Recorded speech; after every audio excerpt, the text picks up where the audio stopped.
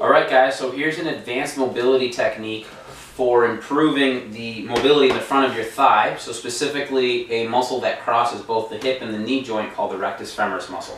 I would recommend having 2 dowels for support, a small to medium sized ball, and some mats if you find out that the ball is a little bit too big for you. So you're going to set up here with the top of your foot right on top of the ball. Okay?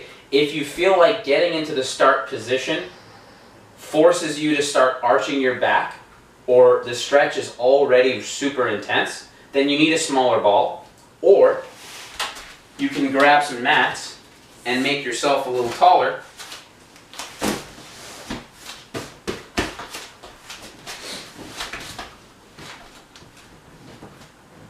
Like so. Also, make sure that the ball is up against the wall so it doesn't keep rolling away from you. Alright, so start position here. I'm going to make sure that my head and shoulders are stacked over my hip and knee. I am going to do a subtle posterior tilt or tucking of my tail underneath me, not so that you actually see the pelvis moving, but just to fight the sensation of your lower back trying to do this because of the tension in the front of the thigh. So it's not really a tucking maneuver, think of it as an anti-arching maneuver. Okay? Your elbows are going to be nice and straight, and with 10 to 20% of your effort, you're going to be pushing these dowels down into the floor, and at the same time creating 10 to 20% abdominal tension in your abs. Then you're going to do 10 to 20% effort pushing your shin into the ball to indent the ball a little bit more. Okay, now I'm breathing.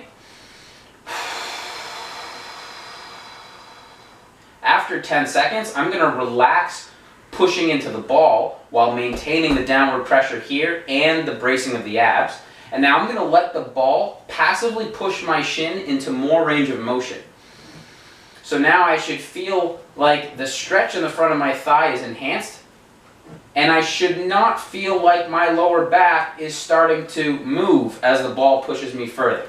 Okay? So I relax so here's pushing, I relax, it takes me further, everything else stays nice and stable. I'm bracing everywhere else, I'm breathing. Hold for the prescribed period of time. And then, here comes the challenging part, you're going to try to train the newly gained range of motion. So, you're going to attempt to lift your foot up off the ball to slightly indent the ball a little bit less. So now a warning here, you're going to get some cramping and some spasms in the back of the thigh and the hamstring area. It's a part of the process. But if you're just starting this, I wouldn't recommend doing it at your end range. So, come forward a little bit so as to decrease the angle of knee bending and train the lift off here first,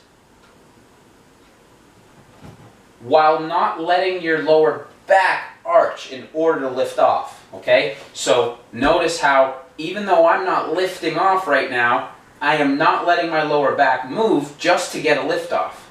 I feel this working, I feel myself indenting the ball less.